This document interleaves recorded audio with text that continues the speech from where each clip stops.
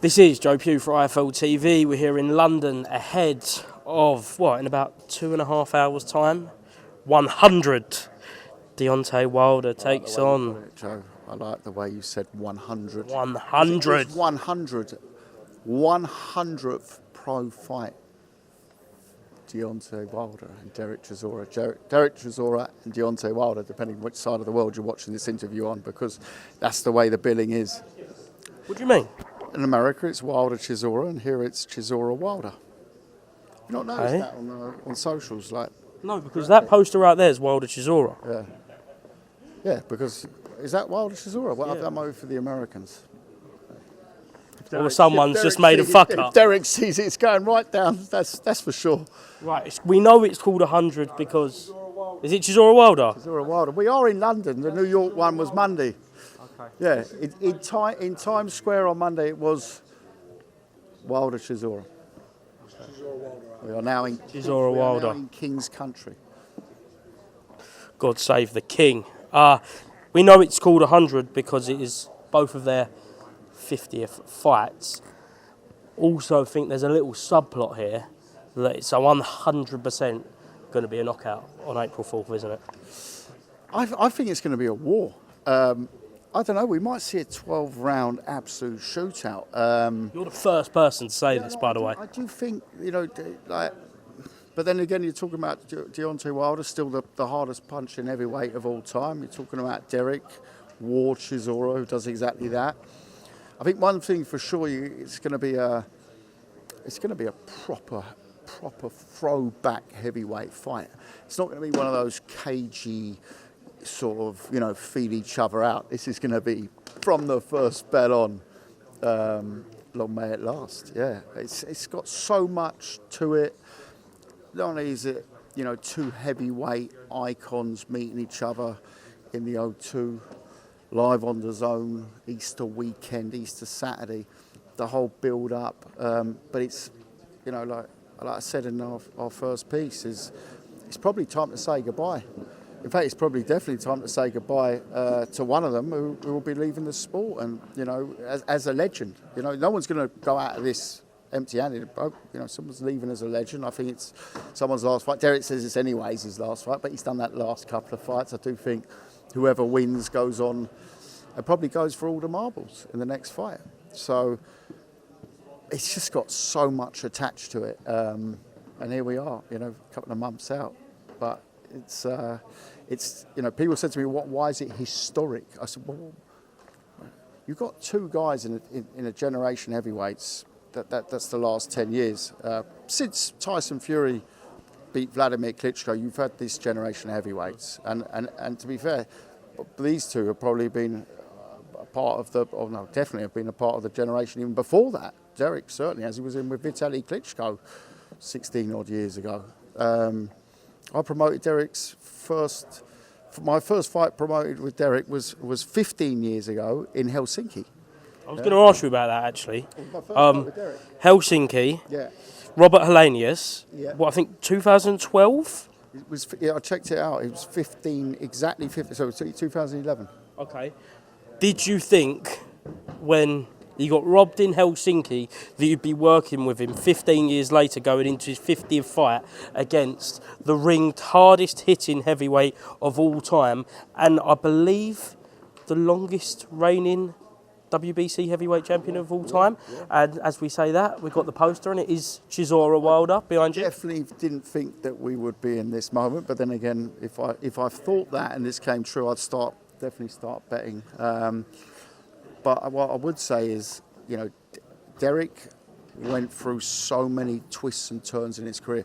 Deontay's almost had a much simpler career. He's been world champion and stayed there for a long, long time. Had the trilogy of crazy fights with obviously with Tyson. But Derek's, he's gone up and down, and it's only in the twilight of his career that he has come through. It's because don't forget that was the first fight, and then we worked together for 5-6 years. I remember promoting him in Germany, and he fought Kubrat Pulev in Hamburg. I remember it because mostly, not because of the fights, because of the press conferences, you know, from running battles in hotel kitchens in Hamburg, in the Four Seasons in Hamburg, never forget it. Kicked off with Pulev's camp in the kitchens. Madness, to him throwing tables over me before the Dillian White fight. Just shit. I remember when I brought him on I was doing Josh Taylor versus Regis Progress WBSS final. Brought him in as sort of a special guest appearance, co-feature him against David Price. He turned up and told me. Joe Parker at the time, wasn't it? It was, yeah, and it was the Muhammad Ali Trophy final, and he told me that he was going to stick the Muhammad Ali Trophy where the sun doesn't shine. That's a lovely way when you invite your guest on and they tell you that when you're trying to build up a product. So Derek at press conferences is always popcorn material. Favourite Derek Chisora memory? Actually, you know what part of this is I remember him turning around to Eddie and putting Eddie on the spot. Right, Eddie, how much more are you going to pay me on pay-per-view? Like literally negotiating live at the presser. And Eddie, for once lost for words, just turned around and say, "Kalle, how much more are you going to pay him?" That was a special moment.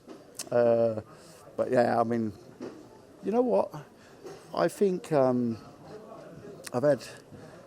with Derek, it was really the time when we agreed this fight. I felt like we've had such stories together because outside the ring, he's a good friend. He's very close with Nissa, family-wise as well. So it's really you don't get emotional in this sport too much as a promoter, but to be promoting his 50th fight is a big honour. That's what it is. It's an honour. We will come back to emotion in the sport because your brother definitely got emotional on Saturday night. But yeah, we'll come to that. On Sport Talk Sport yesterday, you was going over old ground with the Dillian White press conference, the iconic table throw. And you said to him before... And Adam Smith's doing the press conference today, so I'm a bit nervous about it. It was Derek, I was sat next to him, and then the table's just gone flying over. It's missed my hooter, it's missed Eddie's airline by a millimetre, and then I think it landed somewhere between sort of Adam and Dillian, and then I think Dillian's thrown the mic, or Mark Tibbs threw the mic. Tibbsy threw the mic, and it all went off, and I just remember the reaction of the two promoters, Eddie and me, standing there giving it. You know, we didn't look too clever in that moment. We sort of standing there trying to put a brave front on it, but we looked very awkward. But you said yesterday that you'd advised him beforehand to take the moral high ground. Sorry, actually, this is probably the funniest story. Okay. So he's come up, he's late, Derek's quite often late, and he's come up, and I'm sitting in the back room, it was in a hotel in Manchester City Centre, and Derek's come in, and he's gone, I've gone, "Look, Derek, that's 5 minutes." He goes, why? I said, "Just 5 minutes, you know, it's not contractual talk, Derek, don't worry. It's not about money. I just want to talk to you about the press." I said, "Look, I think he's going to come for you today, Dillian, right? I think this might be a great moment to go for the moral high ground, like the public. You know, I think you could be the hero here. Let him be the villain. Let Dillian step up, give you the street talk, give you all that. And you take the high ground on this one, girl. Come on, it's time. You know, everyone knows you as the bad boy. This is your moment to break out, right?" So Derek goes, does one of his sort of nods and thinking, "All right, okay, might have had a bit of effect here." Through the press conference, he's fine, everything good. Dillian starts piping up, and I'm thinking, right, okay, he's still good. And I'm looking over at him, and he's got these big black sunglasses on, and I swear to God, he's either meditating or sleeping. And I don't think Del does too much meditating, so I'm assuming he was having a kip, because he's really quiet. And he's just taking and he's throwing the insults. And suddenly he said something that triggered him. And now I've sort of calmed down, but I feel from underneath me, the table starts vibrating, right? And it's his knees under this table going up and down, like. And all of a sudden, he's just gone, bang, I'm the baddest, bomb. And I've gone, what? And the table's gone, whoosh. I didn't know a table could be thrown in that way. It wasn't the lightest of tables either. And yeah, that was my advice to Del. Take the moral high ground. And he did, because he didn't say much. He just threw a table. Will you be giving him that same advice today? Or do you want it to go off? No, this is... No. There's been pleasantries so far. We need a little bit. Don't get me wrong. I mean, we're promoters and, we don't mind a bit of spice to sell a fight. I don't think this fight needs that. And what I've learned over my years with promoting with Derek is there's no point in saying it. I'm better off, if I want that, I'm better off saying, Del, take the moral high ground. Go quiet. And then you do the opposite. Yeah, he always does the opposite, And actually that doesn't work either. He just does what he wants, which is, I guess, why the public love him. The table's secure behind you? Bolted them down. We got used to Misfits press conferences, so we bolted them down. There's a full security check before. No, joking aside, they seem to be getting on. It was actually quite a funny negotiation because they were like FaceTiming each other. Go on, I've signed, you sign. And then, we've seen these video clips, obviously not online, but in private groups. Whether they get released one day, we'll see. That's down to them. But no, they were egging each other on to sign. It was like a race who would sign first. So yeah, there's that, but make no mistake that these aren't, they're not, 10-0 fighters in their, first sort of. At some point, it's going to go off. It will go off. How it goes off, I'm not sure. As long as it, it's not. They're big guys, aren't they? As long as it doesn't go off at the face-off, I'm all right. At some point in the last kind of 10 years, Derek Chisora, there was kind of a distinct switch in the way he was perceived. At the start of his career, he was the bad boy, the pantomime villain, and then he became like the cult hero. Everyone loved him. Is this your first fight with him where he is War Chisora, where he does just get the love? Yeah, that's so. I don't know if it's because of me, but it seems to be. Well, you're the reason. Like he was always the bad boy when he was with me, and now he's suddenly this massively loved, sort of national treasure, Del Boy, right? With me, he was just this bad boy, heavyweight, turned up with a balaclava on and the British flag, and slapped Vitaly Klitschko, or I don't know, did a few other things. I don't want to remember right now, but yeah, he's also got older, and he's. I was going to say he's calmed down, but we're about to have the press conference. I've got no idea what's going to happen next. So, it's again, as I said, it feels like we've somehow had a big part of our careers together. I've spent a lot of time with Derek, done a lot of fights with Derek. So to be doing his 50th fight is a big honour. I don't know how much you can say about this, but it is a co-pro with Queensberry. There were some comments made from Derek Chisora about 10 days ago before the fight got announced. So Frank Warren is just Derek Chisora's promoter going into this fight, or is that a question for Frank? What can you say? No, that's one for Frank. No, I think the stuff between Frank and Derek, but that didn't have any reasoning why Queensberry's a co-promoter with us on here. Which, by the way, it's MF Pro's first ever show. This blockbuster that we're announcing. How the fuck are you going to live up to this stuff? So it's the new kid on the block making the big fights, yeah. But what a testimonial to MF Pro to be working together with Frank and George and Queensberry. Frank Warren, Hall of Famer, longest serving UK promoter, absolute legend of the sport. I grew up watching his fights, right? Not his fights, but the fights he made. The main reasoning was of course, his business is it's on DAZN. Obviously, there was a lot of competition for the rights, as we know, especially from Sky, has been much publicised. And a part of that, well, this was their date, and we've made it together to make it work, and that in boxing is always a good thing, because guess what? We're on all Queensberry's channels as well now. They've got massive channels, so for us to be working together with Queensberry is a great thing. Two more before I let you go.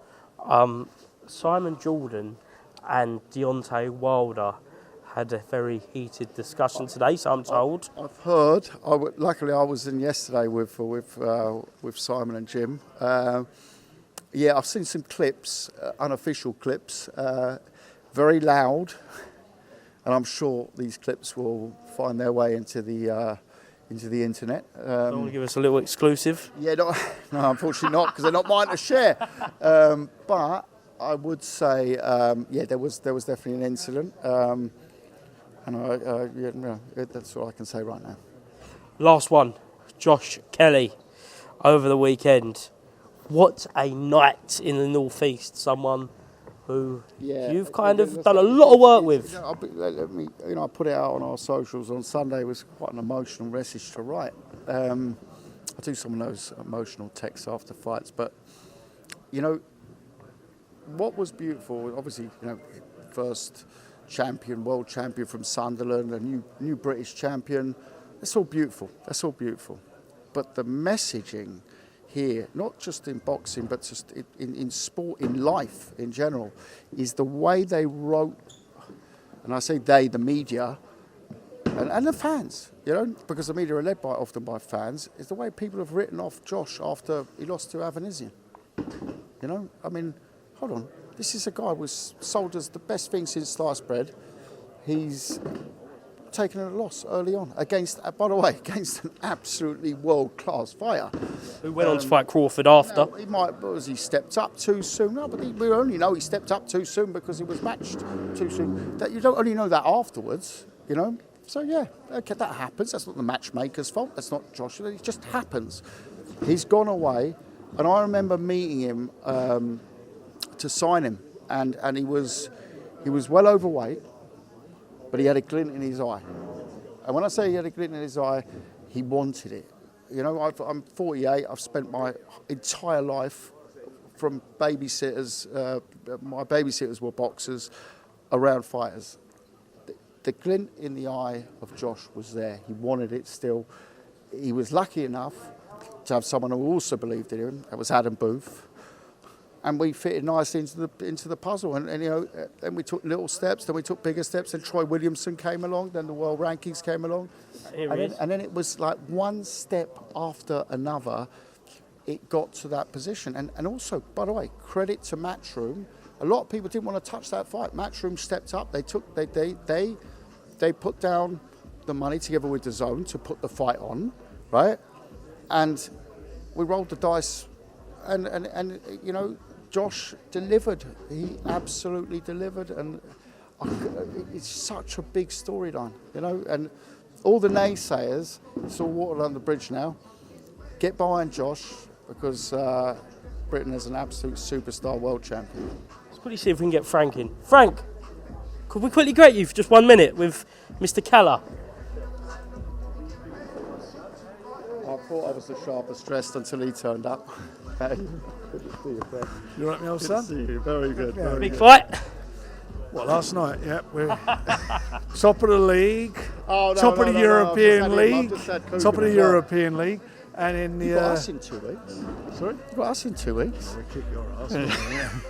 Well, we did you a favour Saturday. You did, Sunday. Big favourite, yeah. Sunday, yeah. I tried to blank it out of my mind. I didn't watch the game, but yeah, I heard it was. Right, let's quickly talk about boxing. A big co-promotion. Happy, everything sorted, Frank, and big night on the 4th of April. Yeah, I'm looking forward to it. It's an exciting. I'm looking forward to working with my old pal. Yeah. And it's a big. We It's a go big back moment. a long way. I'll go back to his dad. Yeah, but just a sec. So I've got a story that Frank won't remember.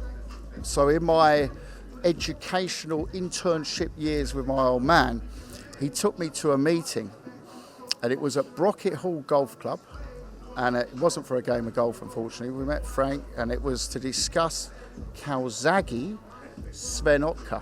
That's right. Right. Yeah. That was my first meeting with Frank. My second meeting with Frank, which is even funnier. Well, the first one wasn't that funny; it was just interesting. But the second We had a one, good win. the second We one, had a is, good the win. second Joe one, won. the second one is the funny one. So that was 99, Telford, Yeah. Bayer, You've done me. Woodall. So hold on. Rishi So, Woodall, yeah. so my old man said to me, right, KALLE, we got this fight in Telford. I was in London. My mates are Londoners. I'm a Londoner. So get your mates, get a coach, get free beer, get them on it, and get them up to Telford. So we got up to Telford. Now these are 100 Cockney boys going up to Telford to support a German, right? bus got bricked, right? We've got it, a very hostile night that was. So I'll admit, I've done a slippery one, left my pals, I've gone, sat behind my old man. Third round comes, now I've been at it all day. And I've just seen his hands of the ref on the third knockdown, he's gone like that, but it looked like it was all over. So I've gone into the ring wearing a yellow Ralph shirt out of the pants, the Gucci loafers on, looking like... want to be noticed. I didn't want to be noticed. I've jumped in, my old man's jumped in as well, and then we've realised, shit, we're in the ring. The fighters are looking at us like, what are you doing in the ring? I mean, this is long before Eddie and Lucy and Boutte times, yeah? And I certainly weren't a promoter that night. So they put it down to a fan entering the ring that got me out. You was the fan? And it was Frank who helped me get out the ring. So that was probably the first time that Frank remembers me. I saved his life. Yeah. Even made the boxing news at the time when people still read the boxing news. That was when the print came out. News, by the way. Are you both back in Chisora in this fight? You've got, on the form, you've got to look at him, but, Deontay's fighting for they're both fighting for what's left of their careers. Now, when I say what's left, I mean their age in what's left of them. As far as Deontay's concerned, he's, what's his last, got 4 losses now, and probably, is it 3 of them or 4 of them in the last 4 or 5 fights? So this is his last chance saloon. And Derek, he needs to win this fight because they're all looking to get a crack at the title. That's what it is. So, the 2 old guys, and they are old guys, 2 old guys, but they're in there, and you know this is going to be a good fight. It will be a good fight because they ain't going to be able to get out of the way. Last one before I let you go. We're just talking about the history of Derek Chisora when he was the bad boy, Derek Chisora, who had... Is he a good boy now? Well, he's a better boy, I think, but the correct word. But who had the more, not nasty, but let's say the naughtier Derek Chisora? Was it you, Frank, with the Klitschko days, after the fight, was it you? Well, thinking about spitting in someone's face and pushing someone else, getting banned by the Boxing Board of Control, us having to do a show outside their jurisdiction, and a couple of things happened outside the ring, he did. Yeah. But you weren't there. I think Francis was there when we did the Hellenius show. Yeah. And my old man was sitting there, and it was a robbery, absolute robbery. He went for my old man. So I wasn't sitting at the top table, but it was after the show, and he started fighting. I'm having a proper so my dad looked at him and goes, "You all right, kid?" And and Derek and him had words afterwards, but that was the first time I really noticed that Derek has this. He got robbed. He got absolutely robbed that night, but the character at the time, I think he's mellowed. I still don't believe you can in any way tell, if I say to him go left, he'll go right. In fact, I don't even know if he'll go right. If anybody tells him to go left, he'll go right. That's how he is. Yeah, which makes him, that's why he's the character that he's grown into. Well, not long to go, about an hour till we find out, and let's see what version of Del Boy we get. Frank, KALLE, thank you very much. What version you get the version what he is. Straight up in your face. Thanks, KALLE. Thanks, gents.